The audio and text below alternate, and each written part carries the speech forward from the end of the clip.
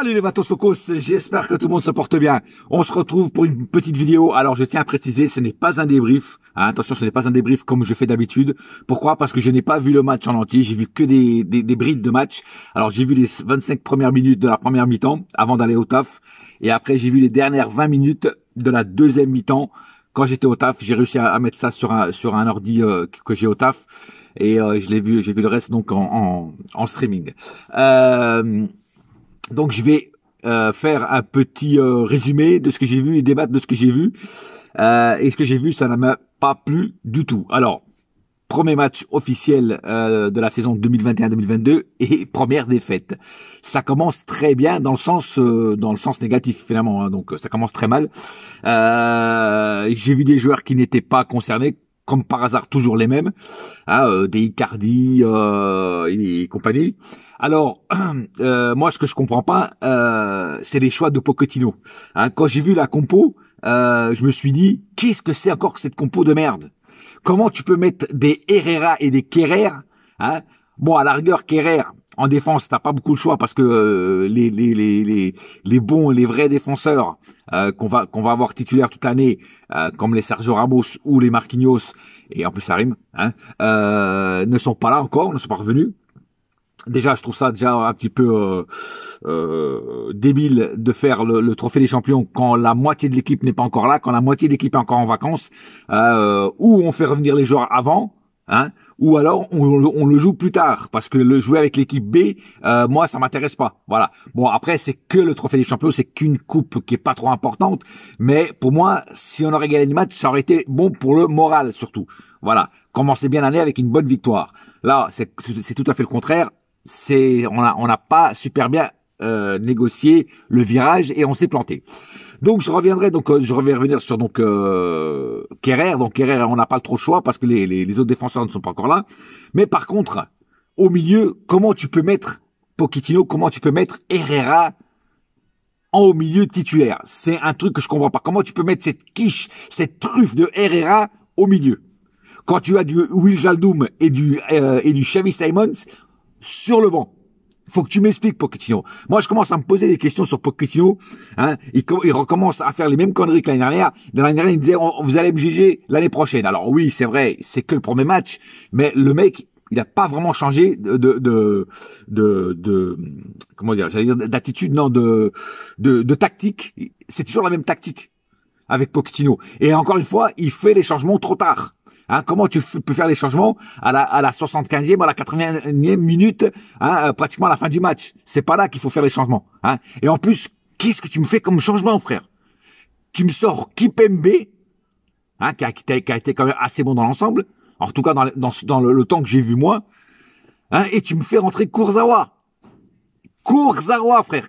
Qu'est-ce que tu apportes de mieux en faisant rentrer Kurzawa à la place de Kipembe, hein? Pochettino, faut que tu m'expliques, là. Non, là, franchement, là, je comprends pas moi, je commence à me poser les questions si vraiment Pochettino, c'est vraiment l'entraîneur, le coach qu'il faut pour le Paris Saint-Germain. Parce que là, tu m'as encore montré hier, en fait, que depuis l'année dernière, tu ne changes pas, quoi. C'est toujours les mêmes tactiques, c'est toujours, je sais pas, il y a pas grand chose il y a pratiquement pas de fond de jeu. Je comprends pas tes tactiques que tu mets en place pour faire les matchs avec les joueurs que tu as. Les seuls joueurs hier qui sur le terrain qui étaient bons, c'était Hakimi et Navas, Kipembe. Voilà. Bon, Navas, il s'est pris le but, superbe but imparable. Il pouvait rien faire. C'était trop dur à parer ce tir. Mais franchement, les autres, c'était lamentable. Lamentable, encore une fois. Hein? Non, mais là, moi, je comprends pas. Moi, je comprends pas. Quand tu as du Simons et du Wijnaldum sur le banc, comment tu peux mettre Herrera titulaire? Pochettino, j'ai remarqué, il privilégie les joueurs qui parlent espagnol. J'ai déjà remarqué, bon, Herrera, il est pas argentin, il est espagnol, mais il parle espagnol, voilà. Et j'ai remarqué qu'il privilégie les Argentins. Et tu vas voir que cette année, il va encore privilégier Paredes, Di Maria, voilà, Herrera. Hein, alors, les autres années, quand il y avait Tuchel, je me plaignais que Tuchel mettait toujours Idrissa Gueye, surtout dans la période où il jouait très mal. Tout le temps Idrissa Gueye. Je le disais déjà dans mes vidéos que Idrissa Gueye doit lui faire des petites gâteries dans le vestiaire parce qu'il est tout le temps titulaire. Voilà. Et ben là, Pochettino, c'est Herrera. Voilà. Herrera est tout le temps titulaire. Alors, il doit l'aimer, mais d'une force, c'est un truc de fou. Je ne vois pas ce que Pochettino voit en Herrera. Herrera, c'est le pire joueur qu'il y a sur le terrain. Enfin, c'est le pire joueur qu'il y a au PSG en ce moment avec Kerrer. Mais comme j'ai déjà dit, Kerrer, il a pas cherché à venir à Paris. On l'a fait venir. Voilà, tu vois. Alors Herrera, et puis déjà, il faut aussi que le PSG arrête un truc, c'est de surpayer les joueurs qui ne sont que des seconds couteaux, voire même des troisièmes couteaux. Parce qu'après, ils ne veulent pas partir. Hein? Par exemple, Kurzawa, il veut pas partir. Il avait des propositions à Galatasaray, il a pas voulu partir. Voilà. Bon, on s'est enfin débarrassé de Areola. Voilà. Avec option d'achat obligatoire après. Tant mieux. Voilà. Déjà, un caillou au moins dans la chaussure. Mais il reste encore beaucoup de cailloux. Hein? Kerrer, Herrera, Kurzawa, tout ça. En plus, t'arrives les noms. Tu vois ce que je veux dire? Voilà. Non, il faut vraiment que Pochettino arrête ces conneries.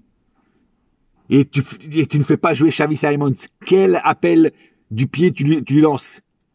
Un appel négatif. C'est-à-dire que le gamin, il a fait tous les matchs de préparation où il a été excellent. Et tu le fais pas jouer sur le premier match important. Tu le fais même pas jouer 10 minutes, frère. Quel appel tu lui donnes à ce gamin? Et le gamin, il va dire, mais c'est quoi ce coach? Il m'a fait jouer tous les matchs de prépa, j'étais bon, et le mec là, sur un match important, il me fait pas jouer. D'ailleurs, vous avez remarqué, quand Wijnaldum est rentré, le match a changé tout de suite, la physionomie du match a changé tout de suite. Wijnaldum a apporté beaucoup plus au milieu qu'avant qu'il rentre. Non mais moi, j'aurais été le coach, moi j'aurais mis titulaire à ce match-là, au milieu, j'aurais mis Wijnaldum, Simons, Danilo Pereira. C'est ça que j'aurais mis. Voilà, parce qu'il n'y a pas meilleur joueur de ces trois-là dispo sur ce match. Donc j'aurais mis ces trois-là au milieu. Voilà. Mais apparemment, Pochettino s'entête à mettre Herrera, que je ne vois pas ce qu'il apporte à un truc. Et tu fais changer qui, et tu sors Kimpembe, tu fais rentrer Kurzawa, frère. Celle-là, tu m'as tué, là. Tu m'as tué, mais négativement, quoi. Alors, je gueule pas trop sur cette vidéo parce que j'ai pas pu voir le match en entier. Je fais juste une petite mise au point de ce que j'ai vu. Mais ce que j'ai vu, ça ne m'a pas plu du tout. Autant le coaching que les joueurs qui étaient sur le terrain. À part Hakimi, qui pour moi était le Parisien le plus dangereux hier soir. Enfin, en tout cas, de ce que j'ai vu. Mais moi, j'ai parlé avec d'autres supporters et ils m'ont dit que c'était le plus dangereux hier soir. Et c'est vrai que des 25 premières minutes de la première temps et des dernières 20 minutes de la deuxième, moi, ce que j'ai vu, c'est que Hakimi, c'était le plus dangereux. Voilà. Après, je voulais aussi ouvrir des parenthèses sur les sifflets qu'a subi Hakimi. Ça, je trouve ça débile de mélanger la politique au sport. Voilà. On mélange pas la politique au sport. Que Hakimi soutienne la Palestine, ça reste une idée politique de sa part. Dans le sport, ça n'a rien à voir. Et apparemment, c'était des supporters israéliens, des supporters du PSG israéliens qui sifflaient Hakimi. Quand tu es supporter du PSG, même que tu sois israélien, tu ne siffles pas quelqu'un, même s'il supporte la Palestine, tu ne le siffles pas. Il fait partie de tes joueurs, de ton staff, et il représente tes couleurs. Donc automatiquement, ce que tu fais là, c'est négatif. Voilà, c'est un message négatif que tu apportes. Voilà, bon, je ne vais pas plus en dire, ça c'était un petit passage que je voulais aussi ouvrir. Voilà, en tout cas, j'ai pas pu voir ce match en entier malheureusement, mais voilà, le peu que j'ai vu, ça m'a pas plu du tout. J'espère que ça va s'améliorer pour les prochains matchs et qu'on va retourner la situation parce que là, franchement, premier match, première défaite, on va attendre que tous les joueurs titulaires reviennent et on verra ce que ça donne. Je tenais aussi à dire que cette année, je ne pourrais pas voir tous les matchs dû à mon taf avec des horaires à la con que j'ai. Donc, je ne pourrais pas voir tous les matchs. Le premier match de Ligue 1 contre 3, je ne pourrais pas le voir. Donc, il n'y aura pas de débrief de ma part. Quand vous voyez qu'il n'y a pas de vidéo faite de ma part, ça veut dire que je n'ai pas vu le match et que j'ai pas pu le voir à cause de mes horaires de travail. Voilà. Donc, je pense que le deuxième contre Strasbourg, celui-là, je pourrais le voir. Voilà. Donc, je tenais à dire, encore hier, j'ai reçu beaucoup de messages, pourquoi tu n'as pas fait une vidéo de débrief? Voilà pourquoi, je l'explique, parce que j'ai pas pu voir le match entier. Donc là, ce que je fais aujourd'hui, ce n'est pas vraiment un débrief parce que je ne fais pas le cas par cas ni rien, tu vois. Donc c'est pas vraiment un débrief, c'est juste une petite mise au point de ce que moi j'ai vu. Voilà, un petit résumé de ce que j'ai vu. Donc voilà, je tiens à préciser que cette année, je vais louper malheureusement pas mal de matchs. Je pourrais peut-être en débriefer que 1 sur 2 ou 1 sur 3. Ça dépendra de mes horaires. Voilà. Et surtout que mes horaires sont très changeants. De mois en mois, il y a un mois où je suis comme ça, un autre mois où je suis avec un autre horaire. Pour l'instant, pendant les vacances, c'est très chaud parce qu'il y a beaucoup de mes collègues qui sont en vacances, donc on est en train de boucher les trous à gauche et à droite, et donc on a beaucoup de travail. Voilà. Donc, si vous voyez pas de vidéo venir sur ma chaîne YouTube, vous savez pourquoi. C'est que je n'ai pas pu voir le match, c'est que je serai au taf. Voilà. Pour ma grande tristesse, on va dire ça comme ça. Voilà, c'est tout pour l'instant. J'espère que cette petite vidéo vous a plu, même si c'était pas un débrief comme les autres. C'est un petit résumé. Mais bon, c'est déjà pas mal. J'essaye d'offrir toujours des vidéos de qualité. En tout cas, j'essaye toujours d'apporter de la qualité à mes vidéos. Et j'espère que celle-là, ce sera le cas. Sur ce, un seul cœur, un seul club, c'est Paris ma gueule. Yes, my friend. Et la saga continue. Allez, à bientôt. Bouya!